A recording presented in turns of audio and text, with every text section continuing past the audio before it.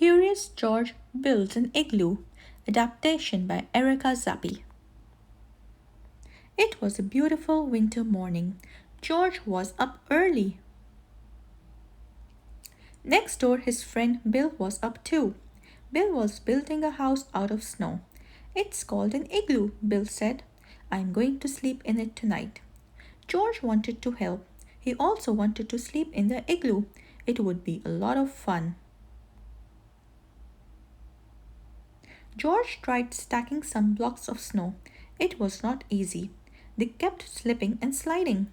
First, you make a circle in the snow, said Bill. The snow blocks go around the circle. This makes a sturdy base for more snow blocks to go on top. Bill showed George how to stack snow blocks on top of the base. Around and around they went until there was only a hole left at the top. The last piece is called the keystone, Bill said.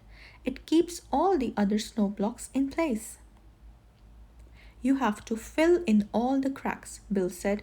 This keeps the igloo nice and warm inside. They smoothed out the snow blocks. Bill and George filled all the spaces with snow. George was impressed, but Bill's igloo was a little small.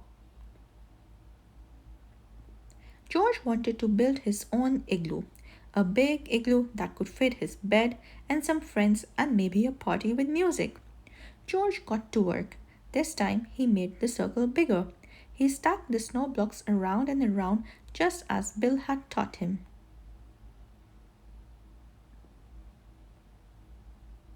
George worked on his igloo until the sun went down. It was a big igloo. It even had a window.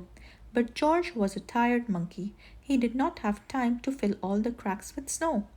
The man with the yellow hat helped move George's warm bed into the igloo. George bundled up and went to sleep.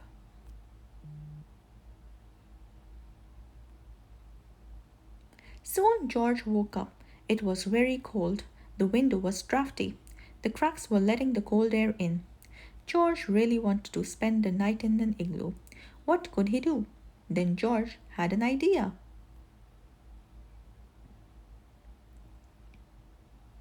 The man had told George to come inside if he gets cold.